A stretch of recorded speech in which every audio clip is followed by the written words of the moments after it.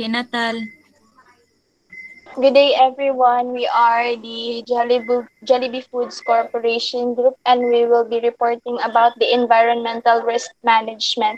So, our topic will revolve around the definition and scope of environmental risk, benefits of environmental risk management, and implementation of environmental risk, energy source and use of resources, pollution and global warming, response to global warming and simulation to environmental consideration, and lastly, environmental sustainability. Before going to those topics, let us first define what is environmental risk. Environmental risk in a point of view of a government regulator and environmental activist, it is purely to damage the environment or endangering public health arising from a man-made environmental offense. But in the business aspect or in a business point of view, it is the deterioration of bottom line performance. So, in the business point of view, this definition does not only circle around the environment itself, but all the aspects that can affect all the aspects that surrounds the entity and that can affect the entity as well. So, if ever these aspects are being affected the entity, it causes decrease in profit for the entity's side. Why? Because every institution may suffer in order to attract customers when faced with controversies relating to environmental issues, not just the environment itself, but all the cases around it. That, for example, or what I mean is the environment of the entity. So, for example, the issue, a controversy that Jollibee Food Corporation may be related to may affect its business na operation, or worse, may affect its profit na mga outcomes. Next is the scope of environmental risk. First is pollution of land, water, or air. Now, if Jollibee Foods Corporation kay if ever nga ma-involve sila in ani na scope, it may affect them. For example, entities or companies na most of companies kay most of their plants are located nearby the sea. For example nga wala sila proper nga waste nga kanang extraction sa ilahang waste, and their waste will just go through the water na dayon, and then it may affect mga living creatures sa dagat. In land pollution, for example, the improper waste disposal of plastic, it may cause na malason ang yuta nga mahimo siyang dili na mapakinabangan sa mga tao. And air, carbon dioxide emitted by plants, and so on. Next scope of environmental risk is the increased regulation or the red tape of higher operational costs. So it is also a risk for the entity kanang ang pasabot ani is the day-to-day na operations of the entity. For example, part sa day-to-day operations sa Jollibee Food ay sa Jollibee nga kanang kuan nga store is kanang ilahang free meal sa mga ilahang service crew. So, kung ang case is naalang sila counterpart sa free meal, and then the other part is kanang sa i-deduct sa salary sa mga service crew. So apil gihapon siya sa operational cost kay mahimo siyang expense sa Jollibee. Next scope is the prosecution arising from the lack of observance of rules set by regulatory body. For example, this pandemic, IATF, nagpagawa sila og regulation nga ang tanan mga entities labi na akibali sa Jollibee Food Corporation, they implemented kaning gamay ra ang Jollibee nga stores. They implemented nga gamay i-cut off nila, i-minimize nila ang mga tao nga makasulod sa ilang store, and ang mga tao lang nga makasulod sa ilang store kay Ang mga tao lang nga makasulod sa ilang store is kadtong ni follow sa color coding scheme nga gi-implement sa city. So by this malimit nila ang makasulod sa ilang tao. Tapos for example, Jollibee nga stores, dili nila i-follow ni nga mga regulations sa IATF. They may possible nga makaroon silang sanction ang dili lang kana ang maapektuhan sa ilahang maapektuhan ilahang reputation for endangering the kanang health of the people by kanang dili wala pagsunod sa regulations set by the government or the IATF. Next is reputational risk for adverse publicity. Another example for this is katong na-involve ang Jollibee, which is kadtong ang ilaha daw gravy is wala ay dili daw tinuod nga walay pork ingredients. So nahimo to siyang controversy labi na sa ilahang franchise sa Saudi Arabia where ang ilahang most sa ilahang customers are Muslims. Next is destruction of facilities and loss of oil production resulting in higher energy costs. So ang most tanan jud halos na mga I think sa mga entities or mga businesses kuan jud sila reliant jud sila sa oil na production. For example, magtaas ang kuan kanang magtaas ang gasoline ay magtaas ang price sa oil. Napoy probability nga maapektuhan ilang prices ana because reliant sila sa reliant ang every businesses sa oil production. Next is the benefits of environmental risk management.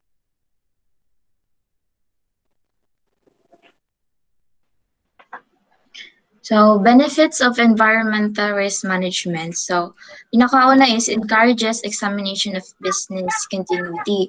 So, as we all know, resource scarcity is only one of the many dimensions to environmental risk.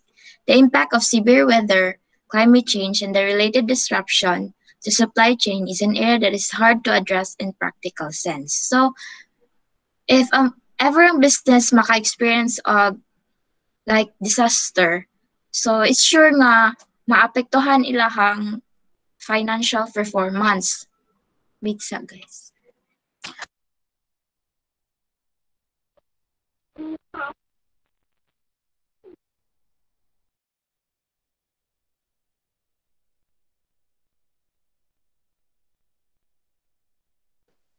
Maapektuhan nilang business performance. So with the help of environmental risk management, they will be able to cope up with the risk of dili sila mag-bankrupt dayon.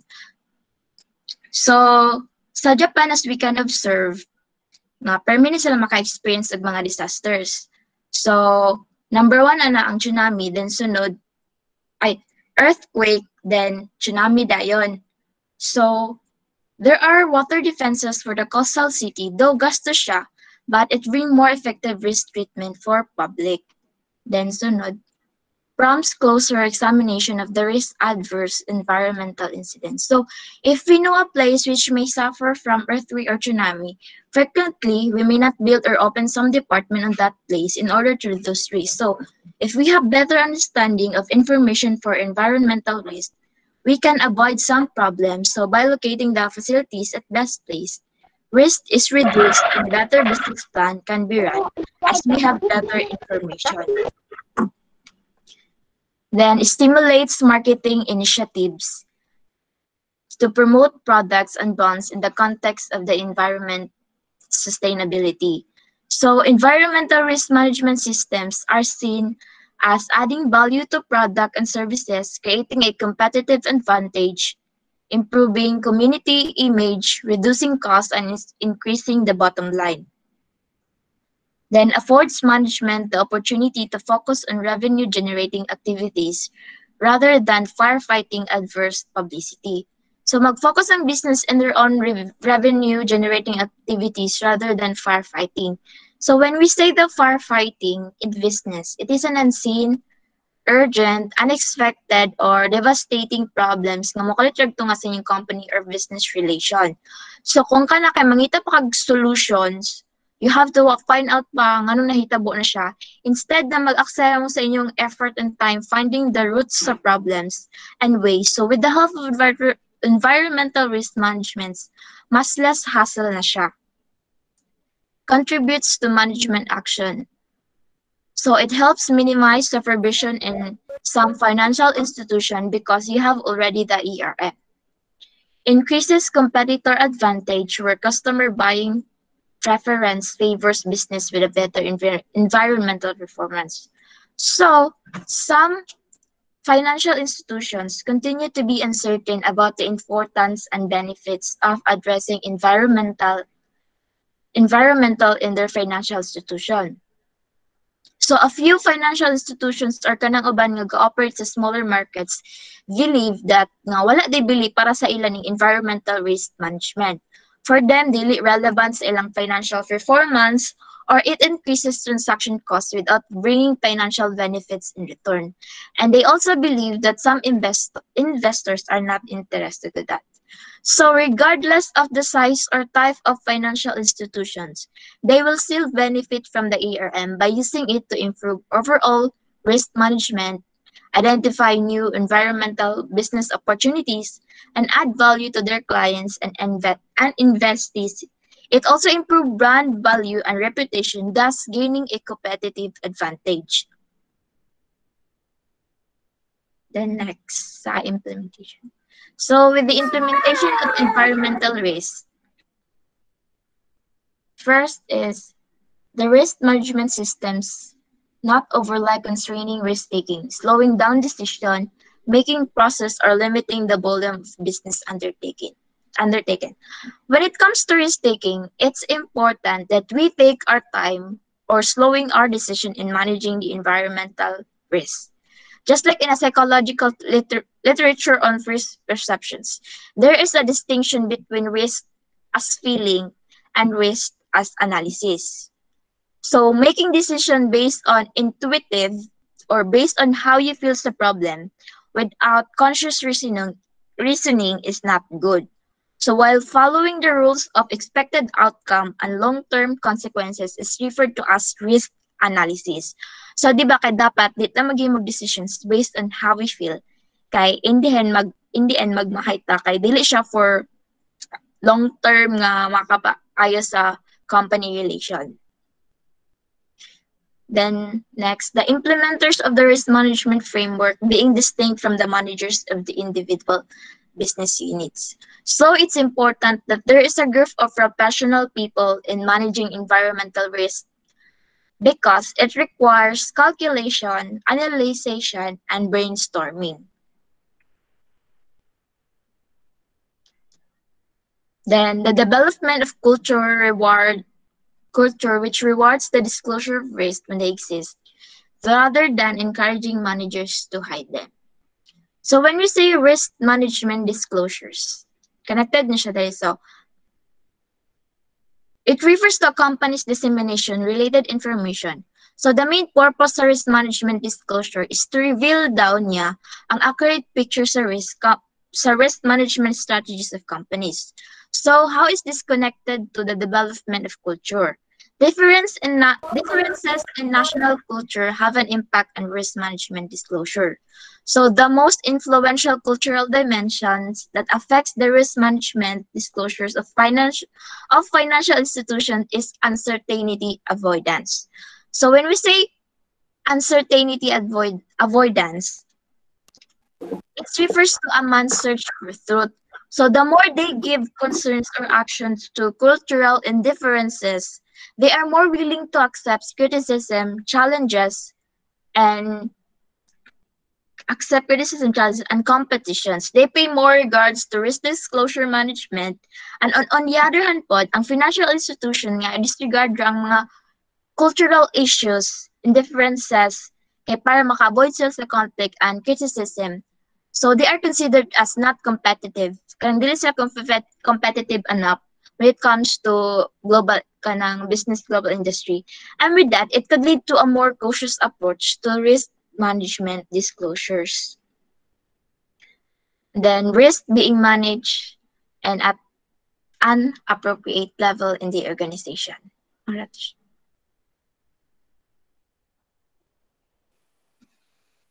Okay, energy sources. Kanina yung mga Wait, kaya dili ko makita. Energy sources, kaya mga sources nga ginagamit sa business. Tapos, naayopad ka problem ang business nga. There are four key problems the business faces, namely cost of energy supplies, reliability of energy supplies, dwindling natural resources, and controls of emissions. First, cost of energy supplies. Kanina yung mga cost nga ma-occur sa business, like the more nga daghan ilahang machinery nga ginagamit, mas the more po ang cost nga mo sa business.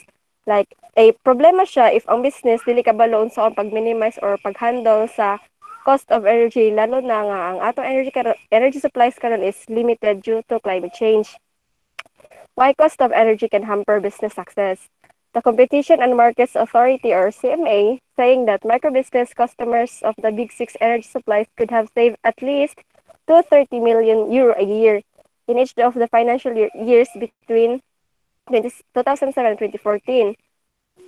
Naay-gingon nga ang imong energy provider becomes your advantage in a way nga makatabang siya mo advise sa imo to lessen your energy consumption. Also, energy audits and health checks makatabang sila sa business to identify where they are needlessly wasting energy and can help identify simply energy saving solutions. Reliability of energy supplies.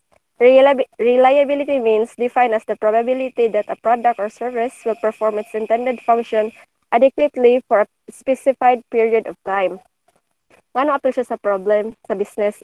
It's because expected sa business nga long-last ang energy sa supply.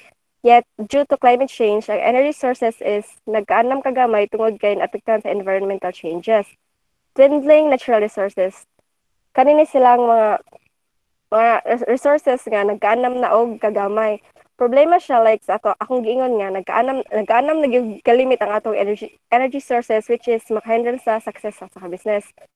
Ingon si Michael Clare nga struggles na dako rin nato karon sa 21st century nga like daghan na user sa energy, just nagkaanam na po siya kagamit, ay nagkaanam siya og kalimit. Tapos ang mga tao pagid karon sa panahon kay kaning pasagad ra gani, like gingon ni Krista ganina nga katong problema sa basura nga maka-apekto sa dagat, like ingon ani.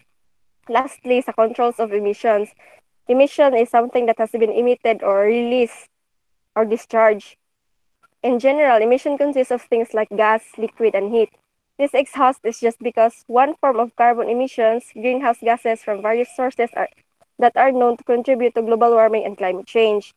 Example, processing of raw materials to valuable products results in the formation of undesired compounds due to feedstock impurities and process inefficiencies. During the iron and steel making process, iron ore is converted to iron and steel at high temperature using carbon energy sources. As the iron ore and carbon sources contain minor and trace element impurities and the combustion of carbon is incomplete, certain undesirable compounds may form that can be detrimental or emitted to the environment. These emissions can pose significant risk to human and to the health of the ecosystem. Di ba, kay toxic man ang chemical nga ginagamit.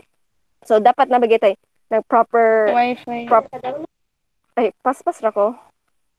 Proper nga pag-disposal or proper nga lugar dapat nga ginahimuan sa laboy nag steel making atong buhaton niya.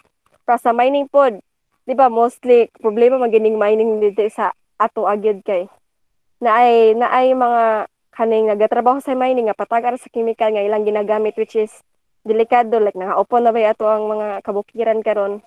So ang best way ani nga ang kada company dapat na ay mga approach nga ilang include like initiative to mitigate climate related costs and risk in its value chain. Business leaders also dapat to start treating carbon emission as costly because they are soon will be. And companies need to assess and reduce their vulnerability to climate-related environmental and economic shocks. Every firms need to get those basic rights as a matter of operational effectiveness. So next, renewable sources, often called as clean energy. Mao ni sila mga gikan sa natural resources or processes that are constantly replenished. For example, sunlight or wind, naa sila permi biskan ilang availability magdepende sa time ug weather.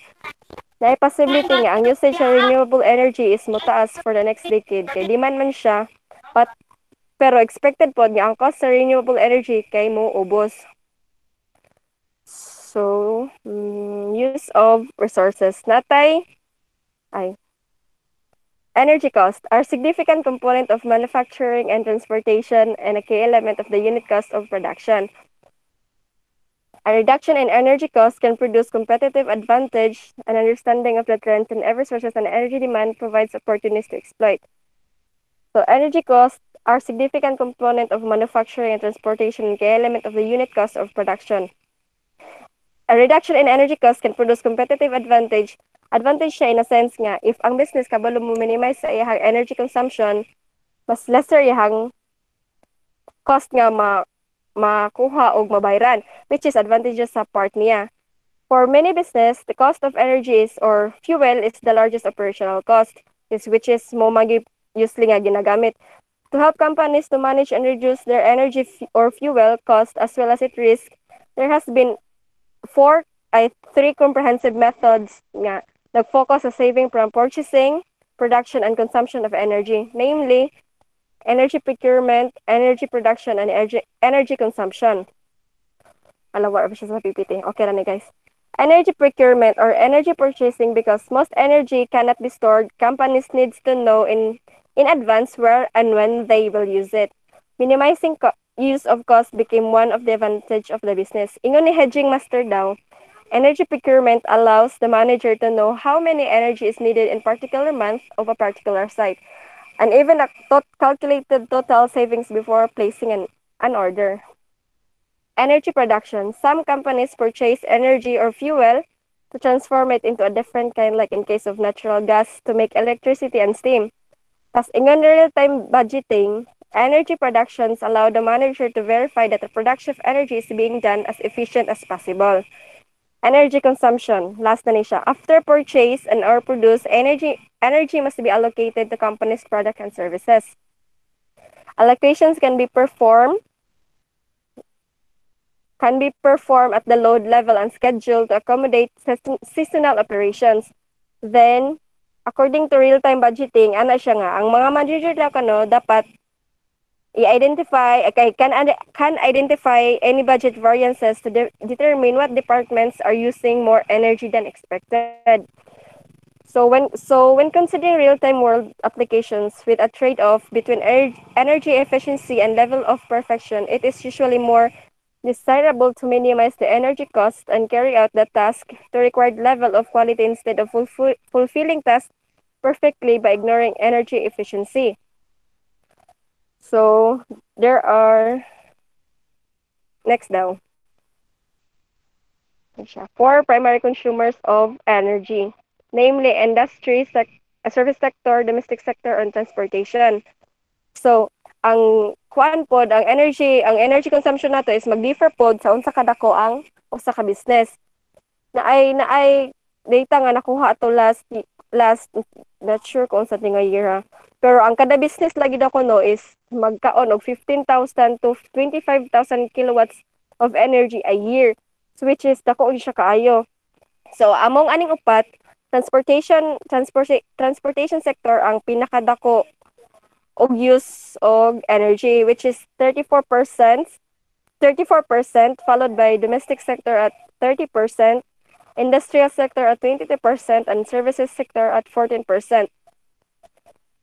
So air transportation is a prime target for governments to raise taxes, full stop, or to impose taxes to raise revenue and use them as carrot to control pollution. The increase in road traffic creates both congestion, pollution, and is target for reducing energy consumption. Kadi nga topic is ma-discuss ni Ayakin, which is ang after sako. So maora to. Thank you guys.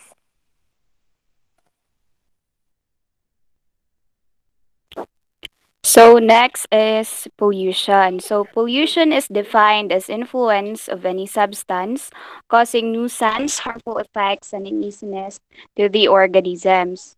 So naay types ang pollution. First is the air pollution. So mauni siya ang mga chemicals or biological materials nga makakos og harm or discomfort sa mga tao or sa uban living organisms and sa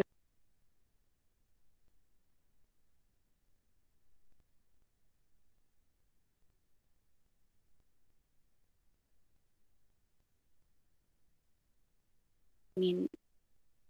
So sa mga chemicals nga na-produce or gina-release sa mga industries nga makapollute sa air. Example ani is katong naay metal shredding company way back in 2005 nga gi-prosecute or gikasuhan for air pollution after the residents complained about skin and eye irritation tungod sa abog nga gi-produce sa pag-cut o pag-shred sa mga metals. And second is water pollution. So ang water pollution is the alteration sa physical, chemical, or biological characteristics sa tubig tungod sa mga natural or human activities na makapahimo sa tubig nga unsuitable siya sa iyang designated use. And then the third one is the land pollution. So ang land pollution is the demolition of Earth's land surfaces na often caused by human activities and their misuse of land resources. So some causes of land pollution kay kanang construction of buildings, highways, and agriculture, domestic waste, industrial waste, and kanang sa mga mining activities. So last type kay ang noise pollution. So ang noise pollution mao ni siya ang excessive displeasing human, animal, or machine-created environmental noise that disrupts the activity or balance of human or animal life. So isa ani kanang mga machine nga ginagamit sa industries for their operations. Parihaan ng mga construction of buildings and highways, di ba magamit yun na sila og kanang mga air compressors, bulldozers, loaders,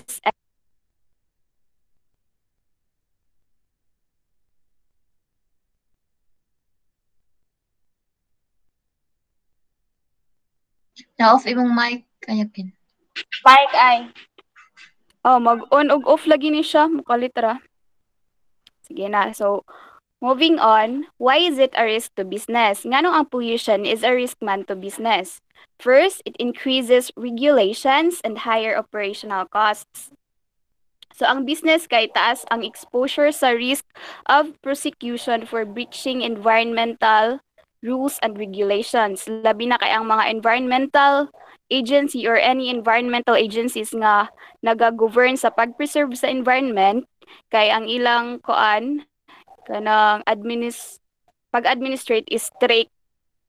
So mao na siya. And higher operational costs tungod kay kinahanglan man gyud mo kanang naamay mga restrictions with regards sa environmental laws nga kinahanglan i-comply ang isa ka industry, of course, at the expense of profit.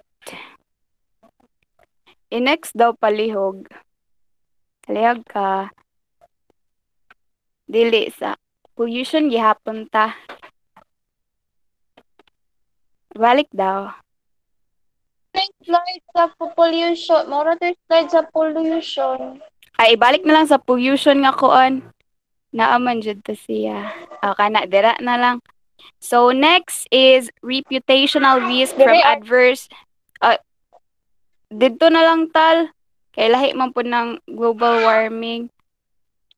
So next is reputational risk from adverse publicity as a result of pollution events. So kadtong mga companies nga gi-perceived or naila to be a source of pollution could suffer reputational damage to the point nga mawala ang value sa ilang corporate brand, loss of investors' interest, and the potential danger of losing their license to operate. So, moving on sa global warming or climate change. Next palihog. So, climate change is now widely recognized as one of the key environmental challenges facing the world today. So, what is climate change? So climate change includes both the global warming driven by human emissions of greenhouse gases and the resulting large-scale shifts in weather patterns. So mao ni siya ang putol-putol siya. So mao ni sige. So ang climate change mao ni siya ang pagtaas sa heat level sa panahon and sa unstable weather patterns or kanang pagbag-o-bag-o sa condition sa panahon like what happened in Europe back in 2003. So 20,000 people were killed tungod sa grabe nga kainit. And sa kuan pod India back in 2005 gihapon nakatala sila og heaviest rainfall nga nag-cause og baha ug pagkawala silang mga panimalay didto. So why is it a risk to business? So ngano ang climate change is a risk man sa business. First, destruction of facilities or loss of manufacturing as a result of severe weather conditions. So tungod sa unstable nga weather patterns karong panahona, dako jud ang exposure sa industries or businesses sa kanang mga sunog, crop losses, water shortages, shortage sa raw materials nga need sa business, and then sa heavy rainfall nga makaguba sa operation or makadisrupt sa operation sa business. So next is increased public pressure. So ang mga business is highly expected yun sa mga tao nga kuan to be socially responsible and naa sila kuan mga steps to make their operations more environmentally friendly like sa kuan okay, moving on. So harsher working conditions. So as temperatures rise and weather patterns change, ang working condition pod sa some sectors may become more challenging. Labi na kadtong mga trabaho nga nag-require of physical labor, especially outdoors like construction companies. No, so meaning motaas ang health and safety risk sa ingani nga company or industry to the point nga motaas pod ang ilang costs nga ma-incur in the future. So next is changes in resource availability and cost. So tungod sa mas challenging weather conditions, mas lisod na pod ang pag-avail sa mga resources or raw materials nga need sa business. Kay di man jud malikayan ang shortage like sa crops, which is gamiton for food, apparel, and other products.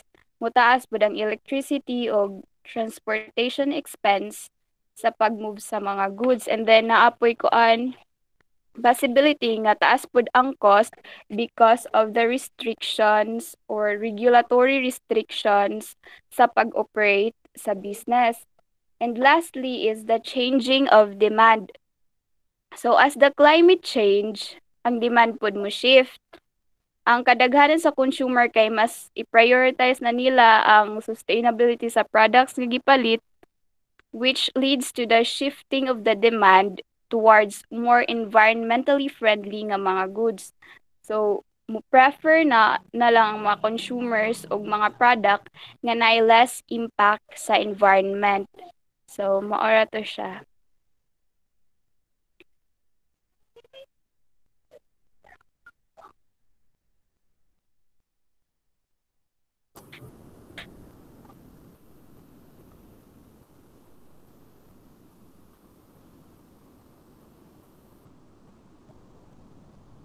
So, response to global warming.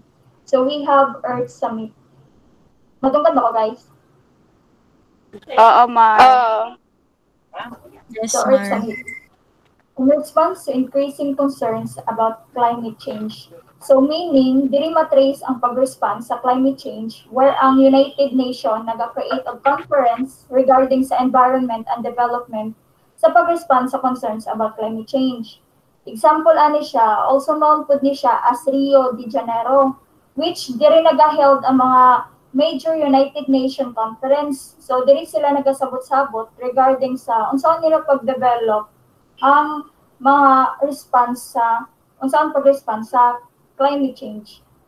Next is we have the Kyoto Protocol. It provides a truly global framework. This emphasis on climate change being a global problem, requiring a global response influence the content of the protocol. So, sa akong pagsabot ani, it is a kasunduan or panagsabot between the United Nations and the industrialized economies na i-reduce ang ilang collective emissions ng greenhouse gases to response climate change. Example ani kanang pag-use sa carbon dioxide, methane, or kung sa ato pa kanang mga pagputol sa mga kahoy, kanang mga polluted places, or kanang pagsunog. So, however, based pod sa akong na search pod, napod mo kontra aning Kyoto Protocol nga program kay lagi labi na sa mga dagko nga mga countries, ang reason nila is makontrol ang production nila. Labi na sa isa sa mga countries ani nga dagko is the Estados Unidos ug ang China, which katong ni kontra mao pud sila ang pinakadako pod og percentage sa pagkuha sa carbon dioxide nga 40% pod nga ilang nakuha. So next we have pollution control targets. To reduce greenhouse gases emissions, the 6 targeted gases are carbon dioxide, methane, nitrous oxide, hydrofluorocarbons, perfluorocarbons, and sulfur hexafluoride. So, Maria, wala akong gikuan nga slide. sakto. Wala sa slide or sakto to nga slide? Sakto tong nga slides. So, paano pa pollution control targets? Kanang sa last part.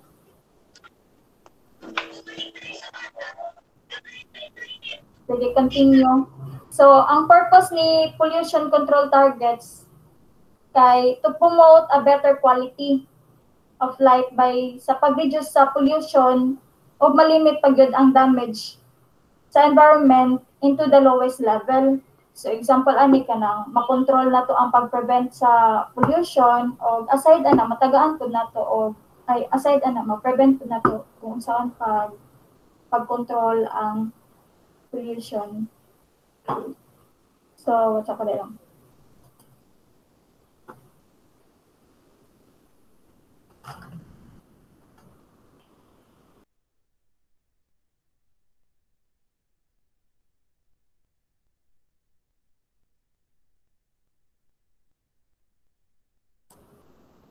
Next datal.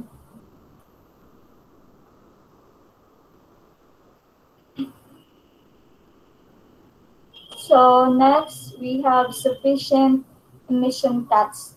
So whereas there is a consensus among many climate scientists that in order to avoid the worst consequences of global warming, emission cuts in the order of 60% across the board are required. So meaning, ang pasabot ani kinahanglan putlon into 60% ang pag-use sa greenhouse gases to avoid the worst consequence of global warming.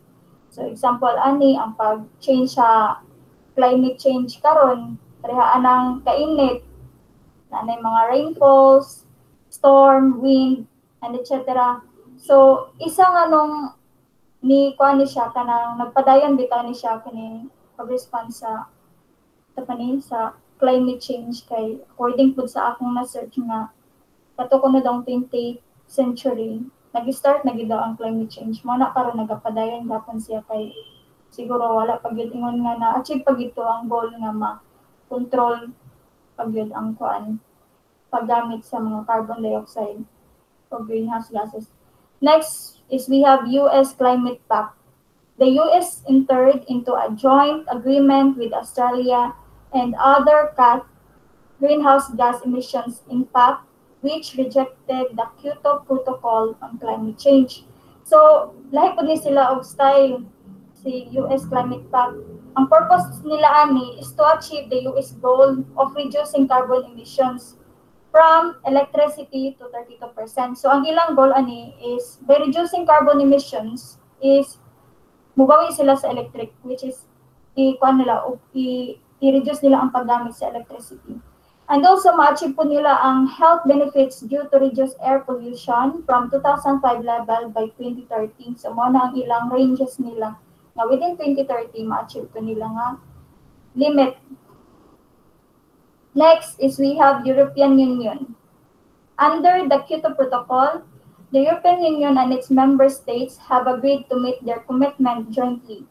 DEFRA advised this bubble arrangement allows the EU's target to be redistributed between member states to reflect their national circumstances, requirements for economic growth, and the scope for further emissions and reductions. So, meaning under the Kyoto Protocol, may agreement si European Union and its member states to reduce its greenhouse gases. So, next.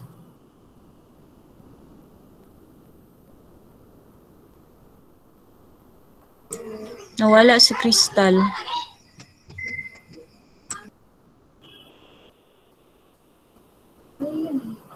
Dili po siya maposan.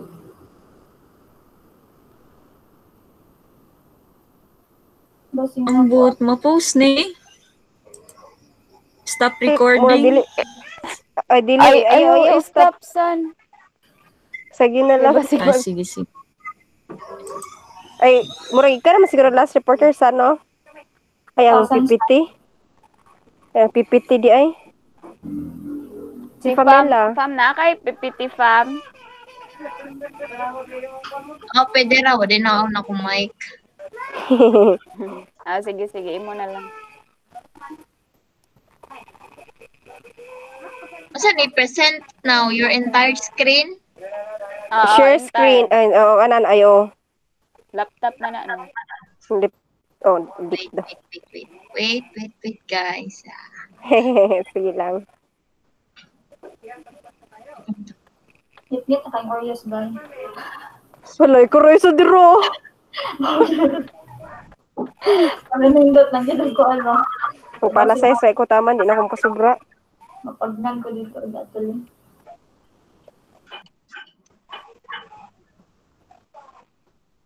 Nakita ninyo? Wala pa. Wala, fam. Nagkuhan Ay, mo? nana si Crystal. Si fam. Nana? Wala, fam. Isa ha? Ipin daw siya, ipin. Ay, wala gyud. Entire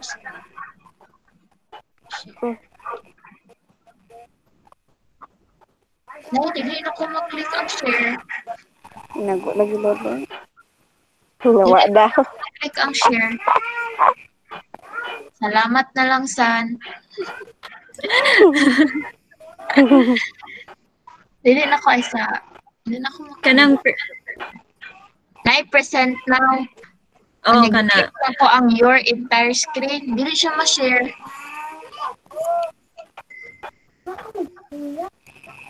Yan naman. Na ate. Na nagtulodo. Kanang share screen. Wala yung share screen something. Na-share. Nakabutang share niya. Ako siya i-click. Dili siya ma-click. Wag ni Laptop Faith on. bitaw ang share nga word. Ina naman Wala sa si Crystal. Crystal.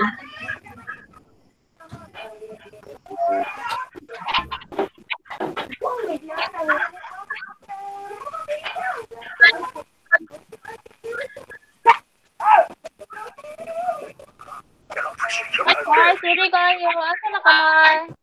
Sa domestic governmental. Sorry. Anak na. Response.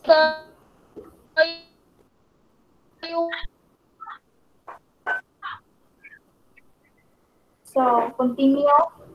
Sorry kayo. Okay, sige.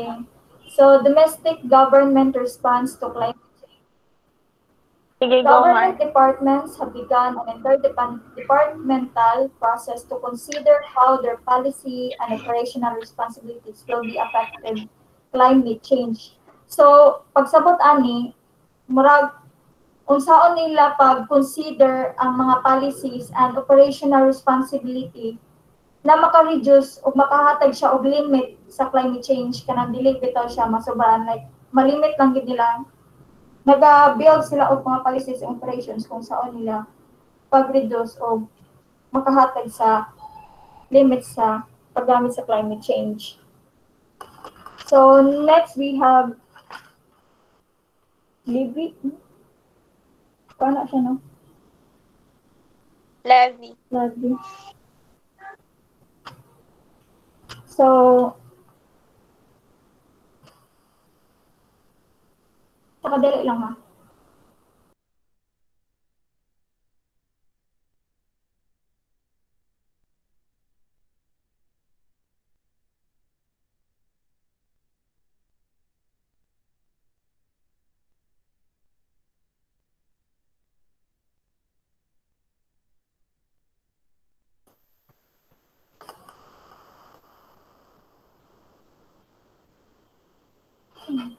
The climate change levy.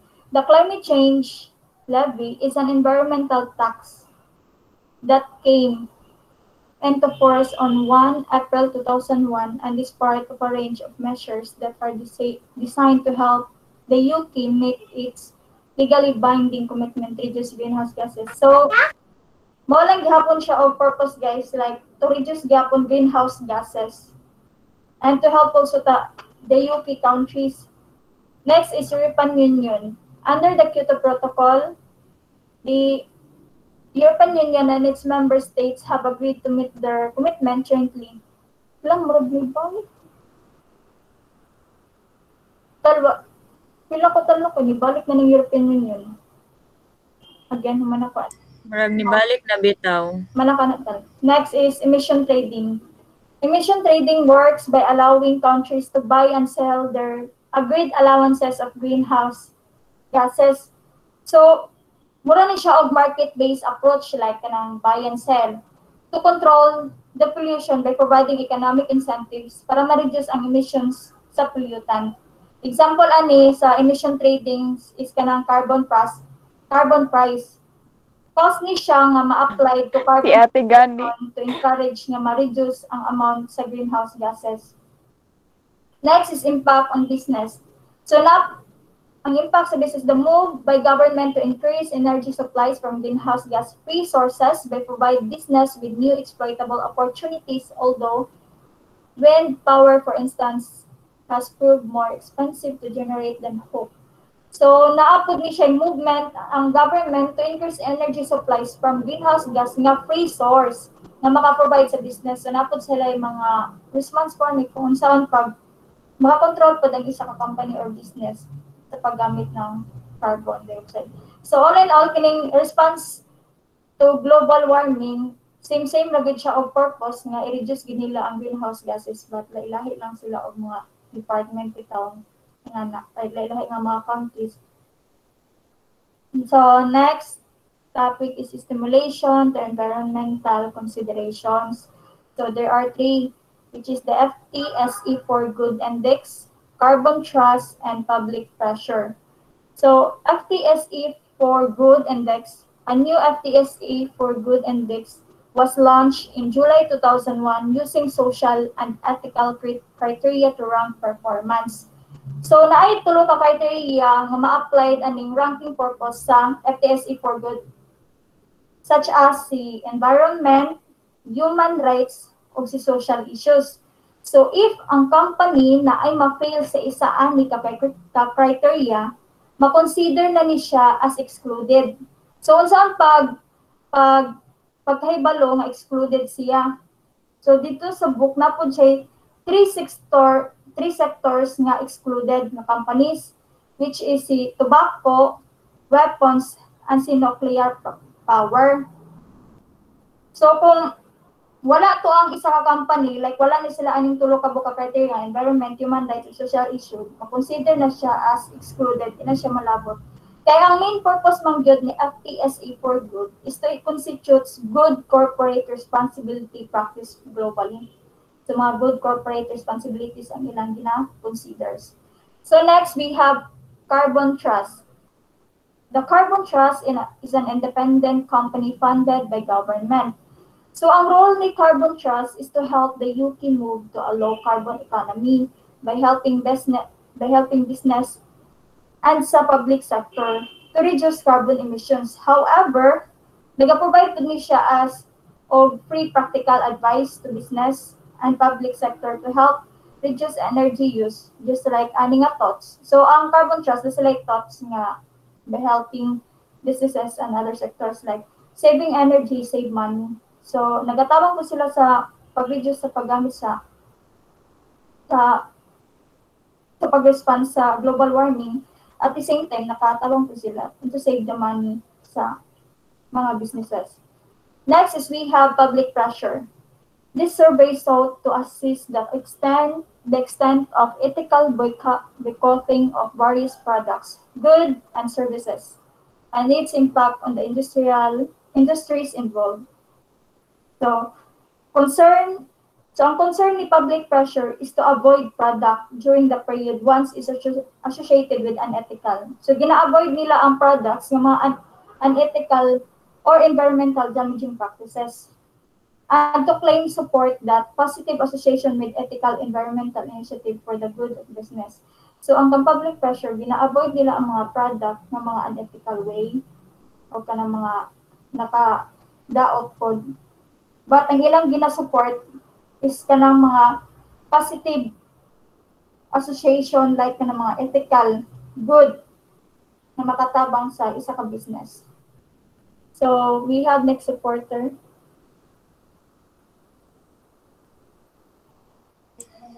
So next is environmental sustainability.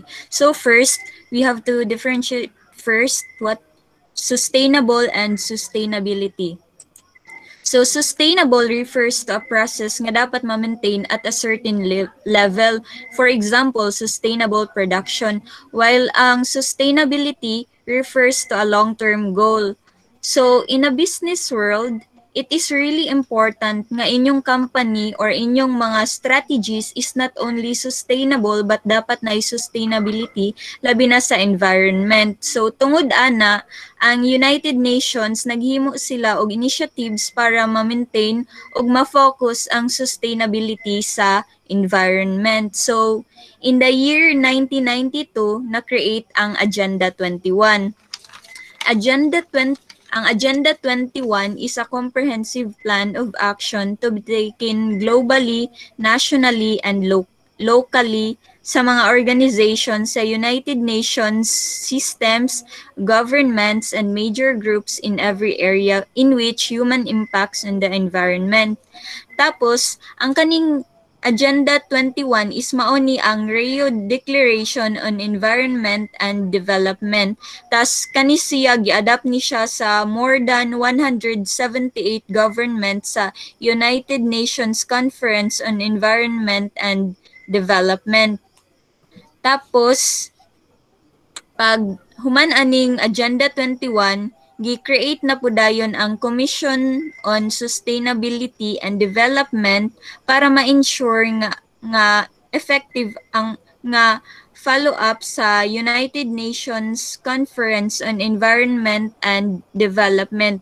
Kani pong CSD or Commission on Sustainable Development, maupod ni siya ang ga-monitor o mag-report sa implementation sa agreement sa local, national, regional o international level sa about atong sa Agenda 21.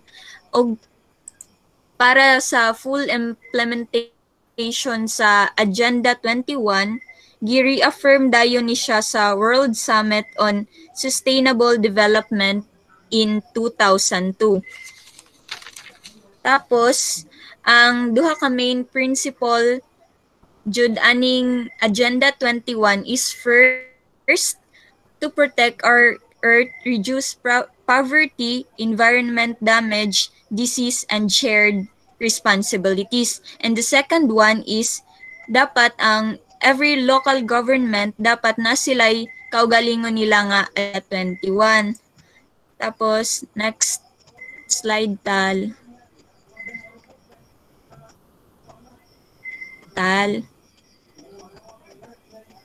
Next, palihog tal. So, balik tal. Balik palihog ta. O kana tal. So, an important issue in today's business environment is that a firm must be seen to be green among the local community, customers, potential customers, and stakeholders in the business.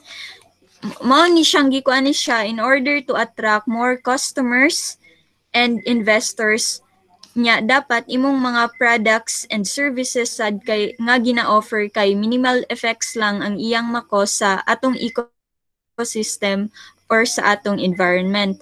Og dapat mafokusan sab nimo ang environmental and sustainability issues kay this will lead to a risk sa potential growth sa imong business. Tapos second slide tal.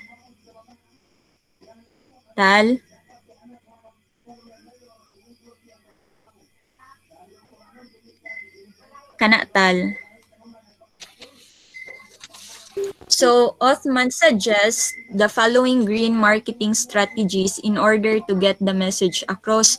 So first, adapt a thorough approach to corporate greening. Like for example, ang imong ikuan kay everything from being energy efficient to introducing environmental friendly fuel. And the second one is appoint a highly visible chief executive officer. Nya kani siyang imong CEO is dapat napud siya'y environmental learnings para mafokusan og mahatagan sab niya og bili ang sustainable environment. Tapos the third one is be transparent. Dapat ang imong mga stakeholders is kabalo sila sa mga potential health risk nga na-associate sa imong company or sa imong mga project. And the fourth one is work cooperatively with third parties. Like for example, mo join kag mga organizations nga naga-promote sa environmental sustainability. And the fifth one is vigorously communicate your company's commitment to accountability and improvement. So this include cost-related marketing. And the last one is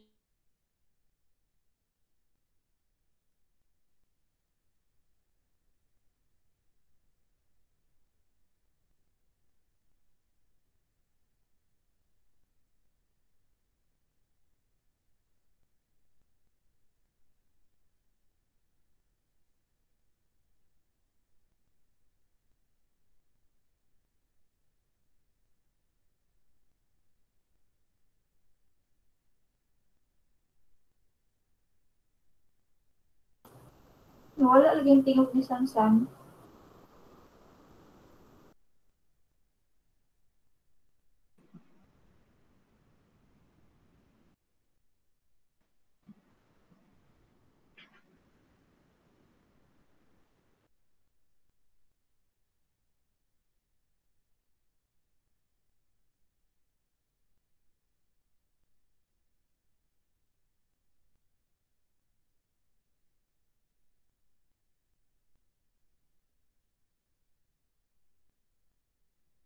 Nawala si Sansan. Oo, iyang nawala. tingog. Be, what's lang. Sa Naa naman siya, pero iyang tingog nawala. iyang signal. Ya, nadi na ya.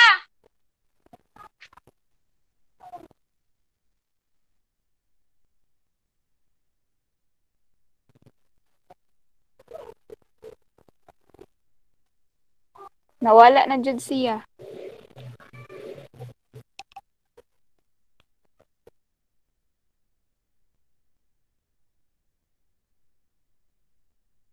Ulatan lang nato basta mabalik ra. Okay na lang yung ane. Isabit na nito kang sen. Ay! Ambot. Naghay ko lang sa Ay. slide. Murag hapit ang siguro siya mahuman? Dili ba? Layo pa siya? Ako Dili na ba? lang man tong kay Sansan. Kaning Kung whole sa Mari na... ka. Ay, na siya na. mapadayon ra gihapon ang record ani Tal. Oh, nagpadayon ra sa Nag-record naman siya. Sige. Si... Ako tama nawala. ako na ka. Ako na Sige, na sige. San. So, the last one is act now. Don't wait nga ma-damage na imong mga resources. Dapat karon pa lang mag-create na kag mga strategies to environmental sustainability. Wait lang.